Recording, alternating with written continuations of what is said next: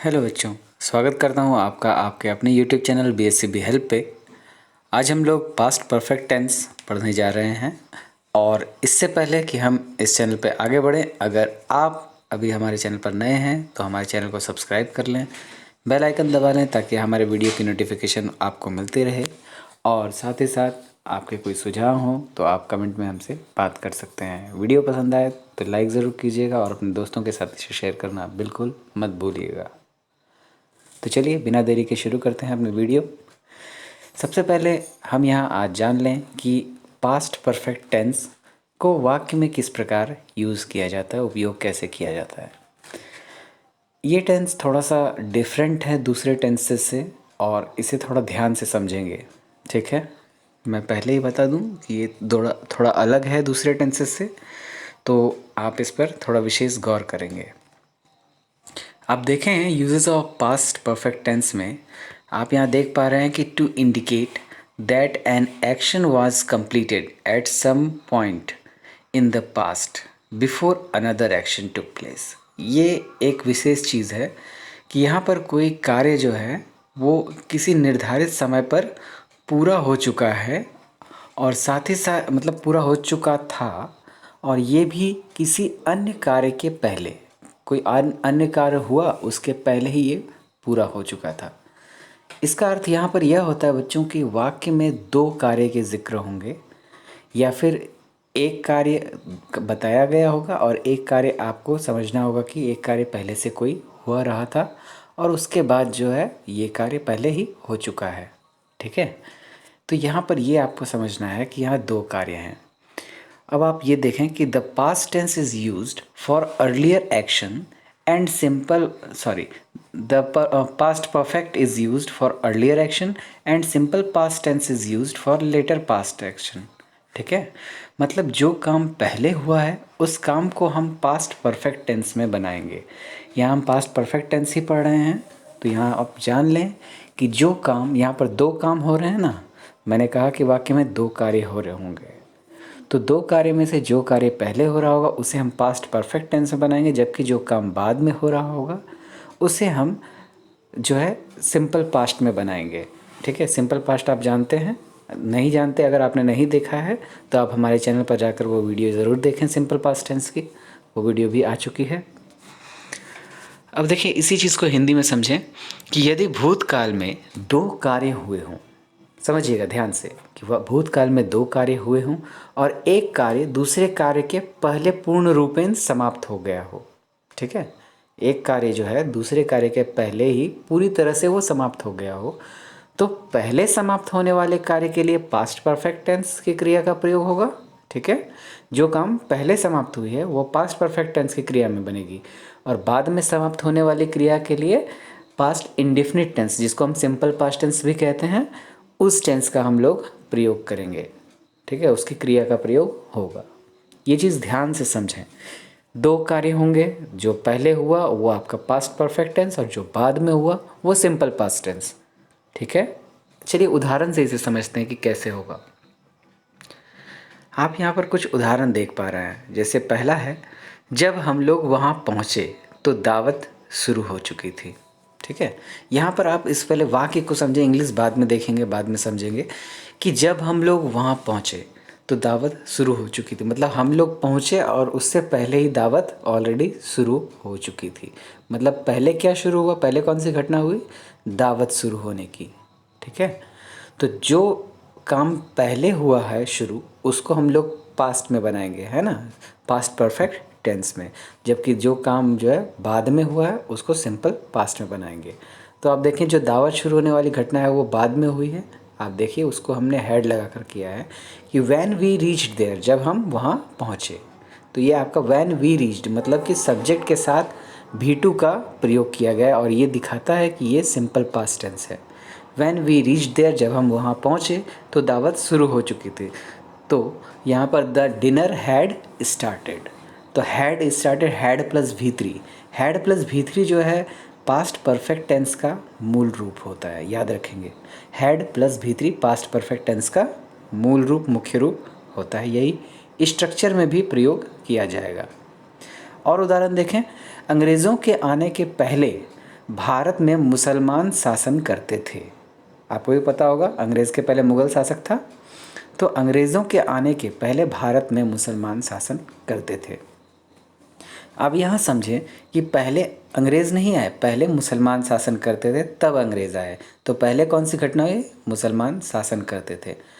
एक चीज़ आप समझ लें कि जब वाक्य में पहले या बाद जैसे शब्द, आप दूसरे उदाहरण में बाद लिखा हुआ देख रहे हैं, तो पहले या बाद जैसे शब्द लिखे रहें तो वाक्य के पिछले हिस्से को आप पहले अनुवाद करें। ठीक है, वाक्य में जो दो हिस्से हैं उसमें से पिछले हिस्से को आप पहले अनुवाद करें और पहले हिस्से को बाद में अनुवाद करें। ये बात मैंने पीछे लिख भी दी है, आप उसको नोट करेंगे। जैसे यहाँ आप देख रहे हैं कि पिछला हिस्सा हमें लिखना है भारत में मुसलमान शासन करते थे, और यही घटना पहले हुई भी है, तो हम इसे पास्ट टेंस में बनाएंगे, पास्ट परफेक्ट टेंस में। The Muslim had ruled in India. ठीक है, जो हिस्सा पीछे है, पहले या बाद के पीछे लिखा हुआ है, उसको पहले बनाएंगे, और वो घटना पहले हुई है इसीलिए उसको हम लोग पास्ट परफेक्ट टेंस से बनाएंगे। The Muslim had ruled in India, और पहले का अर्थ क्या हुआ? बिफोर। बिफोर द इंग्लिशमैन केम, है ना, इंग्लिश अंग्रेज़ का हो गया इंग्लिशमैन, और MEN लिखा हुआ है जो कि अंग्रेज़ों, जो कि उसे प्लूरल में बताता है। और आना का होता है कम का V2 केम, जो कि आप बता रहे हैं कि सिंपल पास्ट टेंस है, तो सिंपल पास्ट टेंस में V2 होता है। ठीक है, दूसरा है गाड़ी खुलने के बाद मैं स्टेशन पहुंचा। यहाँ बाद लिखा हुआ है, तो पीछे हिस्से को हम पहले बनाते हैं, मैं स्टेशन पहुंचा, आई रीच्ड स्टेशन। देखिए ध्यान दें, पहले गाड़ी खुली है तब मैं पहुंचा हूं, तो घटना पहले कौन सी हुई? गाड़ी खुलने की। मतलब जो घटना पहले हुई वो आपके पास्ट परफेक्ट टेंस में बनेगी, मैं बार बार कहता हूं। तो हम इसे बनाते हैं कि यहाँ पर दिया है कि गाड़ी खुलने के बाद, बिफोर द ट्रेन स्टार्टेड। ठीक है, सॉरी, गाड़ी खुलने के बाद मैं स्टेशन पहुंचा, तो पहले बनाना है हमें मैं स्टेशन पहुंचा। I reached the station. ठीक है, I reached the station after the train had started. After, बाद के लिए आफ्टर शब्द का प्रयोग किया गया, तो after the train had started, क्योंकि गाड़ी पहले खुली थी तो ये घटना पहले हुई, उसे हमने पास्ट परफेक्ट टेंस में हैड के साथ बनाया है। आते हैं दूसरे इसके हिस्से में और देखते हैं उदाहरण को। यहाँ है युद्ध समाप्त हुआ। ठीक है, युद्ध समाप्त हुआ, लेकिन दोनों देश अपने आप को बर्बाद कर चुके थे, मतलब पहले ही कर चुके थे और उसके बाद युद्ध समाप्त हुआ। तो पहले कौन सी घटना हुई? बर्बाद करने की। ठीक है, तो आप देखेंगे the war came to an end, या फिर आप इसको इस तरह से भी बना सकते हैं, द वार एंडेड, डायरेक्ट आप लिख सकते हैं द वार एंडेड, या फिर the war came to an end. तो यहाँ तक इसका वाक्य तो बन गया, युद्ध समाप्त हुआ, the war came to an end, ये तो हो गया। लेकिन फिर क्या आता है कि लेकिन दोनों देश अपने आप को बर्बाद कर चुके थे। But the both countries had ruined themselves। Ruin का अर्थ होता है बर्बाद करना, उसको V3 में बनाएंगे, हैड के साथ V3, तो रियून्ड हो जाएगा। ठीक है, अब आप देखें यहाँ मैंने कुछ और नोट के लिए ध्यान देने के लिए ये बातें लिखी हैं कि यदि भूतकाल में दो कार्य हुए हों, अभी मैंने बताया दो कार्य हो रहे हों, एक कार्य पहले एक कार्य बाद, है ना, वो मैंने बताया था। यहाँ लिखा है कि जब दो कार्य हुए हों तो कभी कभी उन दोनों कार्यों के बीच इतना कम अंतराल रहता है कि यह बोध नहीं होता कि एक कार्य पूर्ण रूपेण समाप्ति के बाद ही दूसरा कार्य संपादित हुआ है। मतलब कि ऐसा नहीं पता चलता है कि एक कार्य समाप्त हुआ उसके बाद ही दूसरा हुआ है, हो सकता है दोनों साथ साथ चल रहे हों। जैसे अगर मान लो कि वाक्य है कि पिक्चर ख़त्म हुई और लोग उठ करके चले गए, यहाँ पर पिक्चर ख़त्म होते होते ही लोग उठ करके जाने लग जाते हैं, मतलब एक काम पूरी तरह से समाप्त होता भी नहीं है और लोग जाने लग जाते हैं, है ना। तो ऐसे वाक्य के लिए आप देखें क्या करेंगे कि जब समाप्ति के बाद दूसरा कार्य संपादित हुआ हो, ऐसे वाक्यों में दोनों भागों में पास्ट इंडेफिनिट टेंस का प्रयोग करें। यहाँ पर हम लोग पास्ट परफेक्ट टेंस प्रयोग करेंगे ही नहीं, ये चीज़ ध्यान रखें।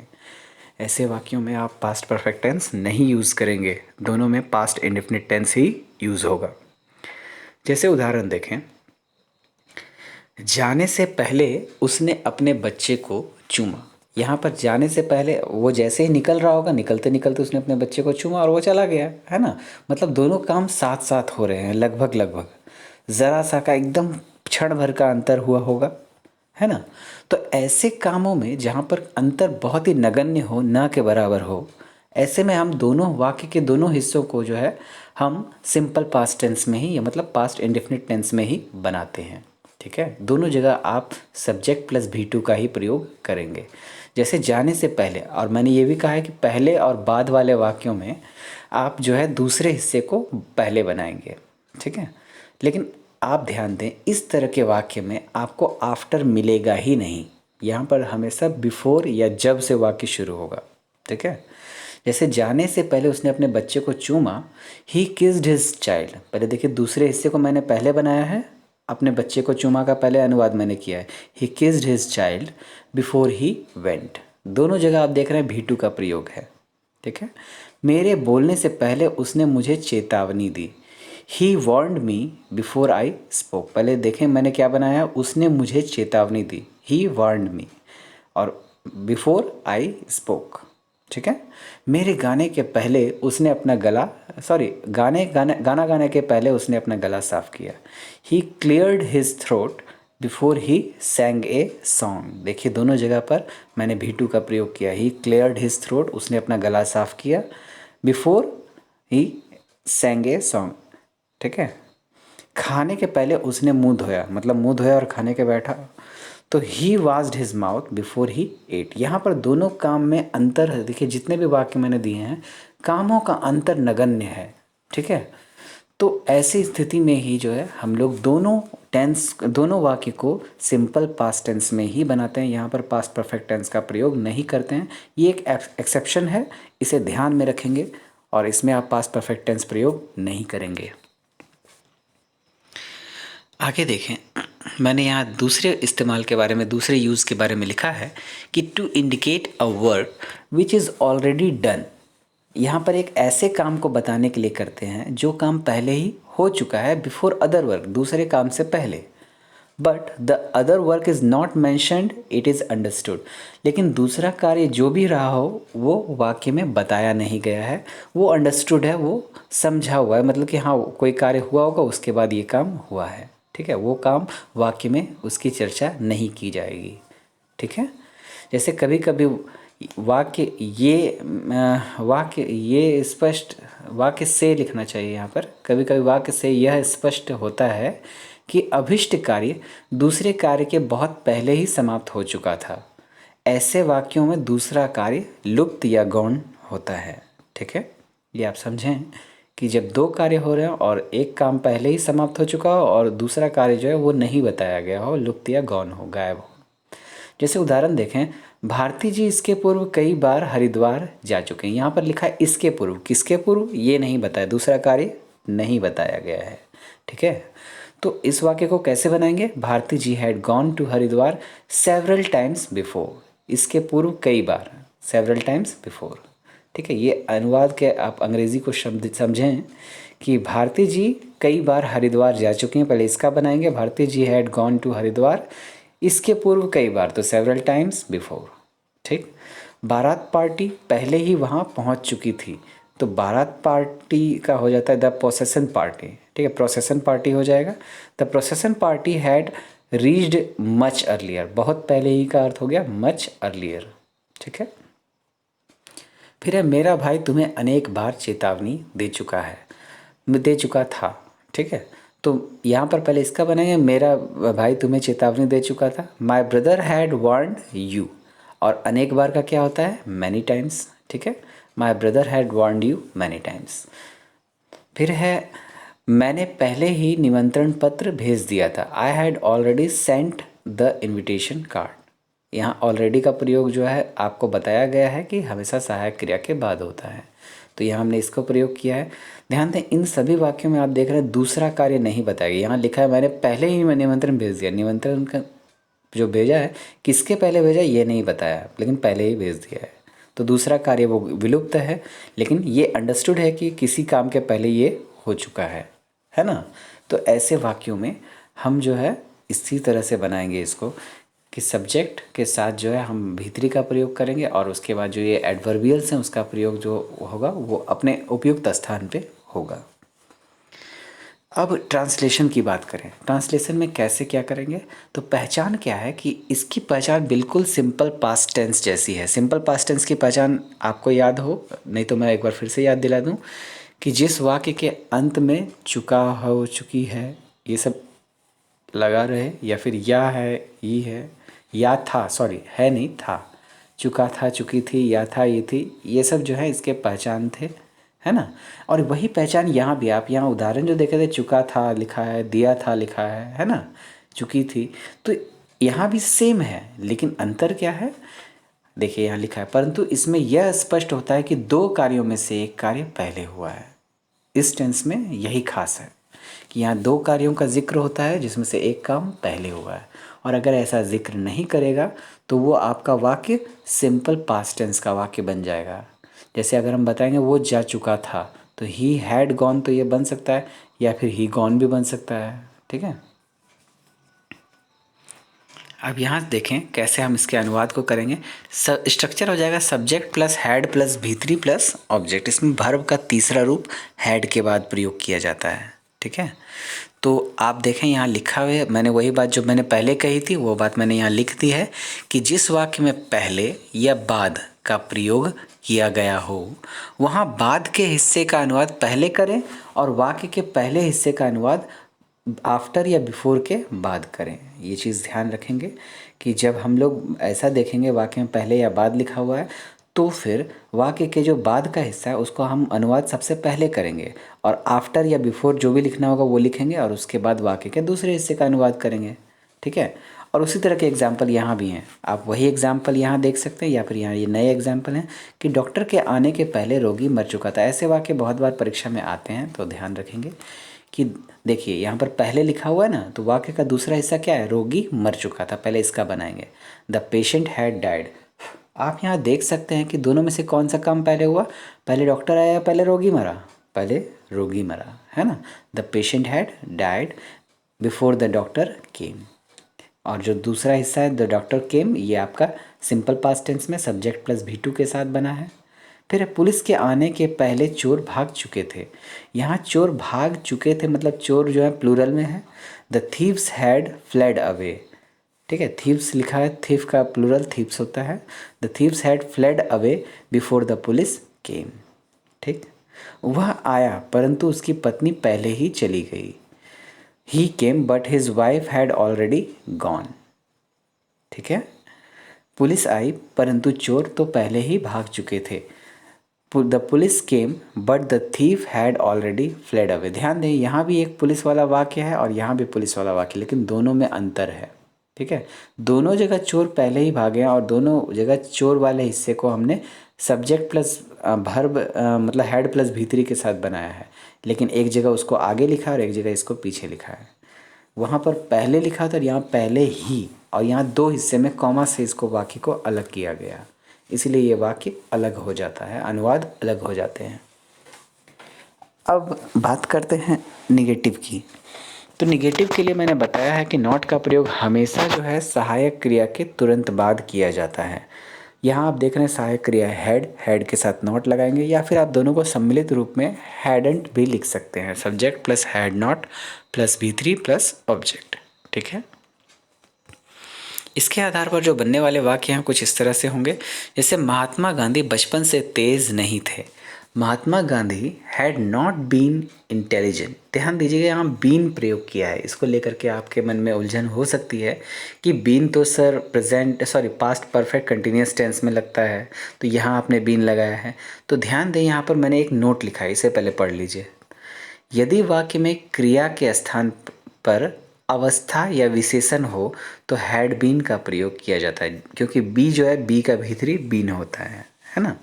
तो यहाँ क्रिया नहीं, या इस वाक्य में क्रिया नहीं है, कोई भी कार्य नहीं है। आप देख पा रहे हैं गांधी जी बचपन से तेज थे, तेज जो है उसकी क्वालिटी है ना, उसकी अवस्था है, उसकी विशेषता है, ठीक। तो विशेषता या अवस्था के स्थिति में हम बीन का प्रयोग करते हैं, ना कि कोई भर्ब का, क्योंकि भर्ब तो वाक्य में है ही नहीं। देख लीजिए वाक्य में कोई भर्ब है नहीं है। तो Mahatma Gandhi had been intelligent since childhood. तो V3 तो हमको लगाना है, हैड प्लस V3 होता है ना, तो हैड के बाद नॉट प्लस V3 लगा देंगे। फिर है मैंने 2003 ईस्वी से इस कॉलेज में नहीं पढ़ाया था। I had not taut in this college since 2003।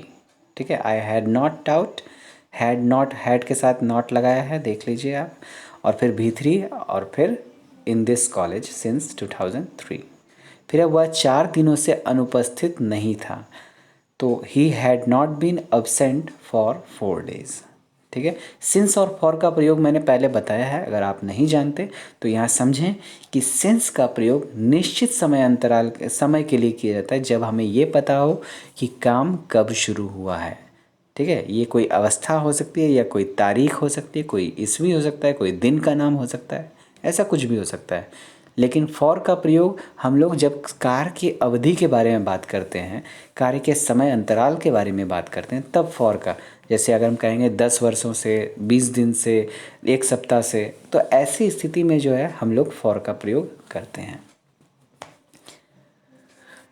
Interrogative की बात करते हैं, तो इंट्रोगेटिव में आपको बताया गया है सहायक क्रिया को सबसे आगे लिख दीजिए।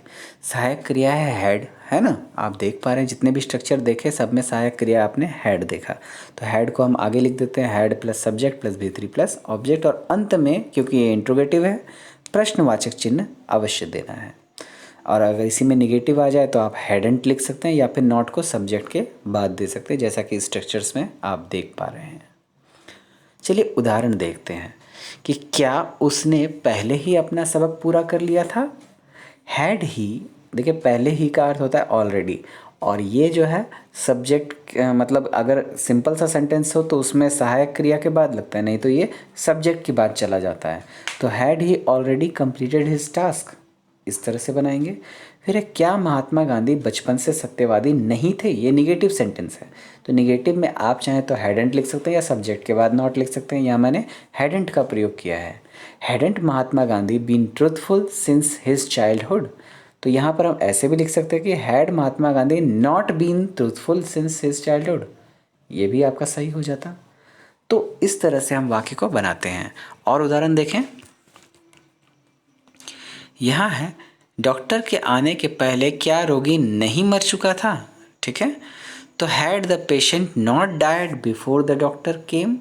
हैड द पेशेंट, यहाँ पर हैड का प्रयोग आप ध्यान देंगे, मैंने हमेशा आपको कहा है कि क्या जो लिखा होता है शब्द क्या, ये वाक्य की शुरुआत में होता है, लेकिन नहीं, यहाँ पर वाक्य के बीच में क्या लिखा है। लेकिन फिर भी इस सवाल का उत्तर हाँ या ना में ही होगा, और जिस सवाल का उत्तर हाँ या ना में हो वो इंट्रोगेटिव में आता है, जिसमें सहायक क्रिया पहले उपयोग किया था। आप देखें इस सवाल को कि डॉक्टर के आने के पहले क्या रोगी नहीं मर चुका था, तो इसका जवाब हाँ या ना में होगा, हाँ मर चुका था या नहीं मर चुका था। ठीक है, तो ऐसे सवाल जिसका जवाब हाँ या ना में हो वो इंट्रोगेटिव के इस सेक्शन में आते हैं, WH सेक्शन में नहीं जाते। तो had the patient not died before the doctor केम। ठीक है, फिर है क्या वह वर्षों से एक अच्छा विद्यार्थी नहीं रहा था। हैड ही नॉट बीन, ध्यान दीजिएगा इस वाक्य में भी कोई क्रिया नहीं है, तो इसीलिए हमने बी का भीतरी बीन प्रयोग किया है। Had he not been a good student for years, है ना। तो ये आप समझें कि वाक्य में क्रिया दी गई है या नहीं दी गई है। और ये है क्वेश्चन फॉर्म। क्वेश्चन फॉर्म के लिए आपको सेम इंट्रोगेटिव वाले स्ट्रक्चर के आगे क्वेश्चन वर्ड्स का प्रयोग कर देना है। जैसा कि आप स्ट्रक्चर में देख पा रहे हैं, क्वेश्चन वर्ड आगे लिखा है, उसके बाद जो है इंट्रोगेटिव वाले स्ट्रक्चर के हिसाब से had plus subject plus V3 plus object. Negative होगा तो hadn't plus subject plus V3 plus object, या फिर नॉट का प्रयोग सब्जेक्ट के बाद करेंगे तो had plus subject plus V3 plus object, sorry not plus V3 plus object. ठीक है, लेकिन सबसे आगे क्वेश्चन वर्ड्स होंगे, ये चीज़ ध्यान रखना है। जैसे उदाहरण देखें, वे लोग बहुत पहले ही क्यों पहुंच चुके थे, कि इस वाक्य में क्वेश्चन वर्ड है क्यों, तो क्यों का क्या होता है why. Why had they reached much earlier. ठीक है, वाई के बाद आप देखें स्ट्रक्चर, तो वाई क्वेश्चन वर्ड हो गया, उसके बाद हैड लगा दिया, फिर सब्जेक्ट है दे वो लगा दिया, वर्ब है रीच, रीच का भीतरी रीच्ड होता है, और लास्ट में ऑब्जेक्ट के रूप में मच अर्लियर। फिर तुम कब से बीमार थे, आपको ये याद होगा मैंने बताया था जब मैंने सेंटेंस पढ़ाया था उस वीडियो में कि कब से, जब कब से लिखा होता है तो उसका इंग्लिश सिंस व्हेन होता है, सिंस आगे चला आता है। तो since when had you been ill, ठीक है, since when had you been ill. यहाँ आप देखेंगे क्वेश्चन वर्ड सिंस व्हेन हो गया, उसके बाद हैड आ गया, फिर सब्जेक्ट की जगह यू है और बीन, ये भर बी का जो है भीतरी बीन है, और इल, इल बीमार, बीमार एक अवस्था है ना कि कोई क्रिया है, याद रखेंगे। आपने अपना काम पहले ही कैसे पूरा कर लिया, तो यहाँ क्या हो जाएगा, how had you already finished your work. यहाँ ऑलरेडी मुझसे छूट गया था जिसे मैंने बाद में ऊपर लगा दिया है, how had you already finished your work. फिर इसके पूर्व कैसे कभी मुंबई नहीं गया था, how had he not gone to Mumbai before. इसके पूर्व का इंग्लिश बिफोर होता है, वो मैंने वाक्य के अंत में लगाया है, how had he not gone to Mumbai before. शादी के दिन से वह क्यों खुश नहीं था, तो why had he not been happy since marriage day, या फिर आप लिख सकते हैं why had he not been happy since the day of marriage. ठीक है, तो मैरिज डे या द डे ऑफ मैरिज बात एक ही है। तो इस तरह से आप वाक्यों को बनाएंगे। और आप चिंता ना करें, टेंस को लेकर आप ज़रा भी फिक्र ना करें। टेंस ख़त्म होते ही मैं 100 से 150 अनुवादों वाला एक वीडियो लेकर आऊँगा, और उसमें हम बिहार बोर्ड में आए हुए तमाम क्वेश्चंस की बात करेंगे कि किस तरह के अनुवाद पूछे जाते हैं। साथ ही साथ जो है हम उसका अनुवाद भी बताएंगे आपको कि वो किस प्रकार से होता है। तो उसके लिए आप निश्चिंत रहें। इस वीडियो के लिंक को दोस्तों के साथ शेयर कीजिए और अधिक से अधिक वीडियो के लिए इस चैनल पर जुड़े रहें। जल्द से जल्द आपके साथ लेटेस्ट वीडियो के साथ जुड़ूंगा। तब तक के लिए आप अपना ख्याल रखें और अपने दोस्तों के साथ इस चैनल के लिंक को शेयर करते रहें, फैलाते रहें वीडियो को, ताकि अधिक से अधिक बच्चों को इसका लाभ मिल सके। ठीक है, तब तक के लिए वीडियो पसंद आई तो लाइक ज़रूर कीजिएगा, चैनल को सब्सक्राइब ज़रूर करिएगा और अपने कमेंट्स ज़रूर छोड़ते रहिएगा, ताकि आपकी सुझाव के माध्यम से मैं और इम्प्रूवमेंट कर सकूं। तब तक के लिए अपना ख्याल रखें। धन्यवाद।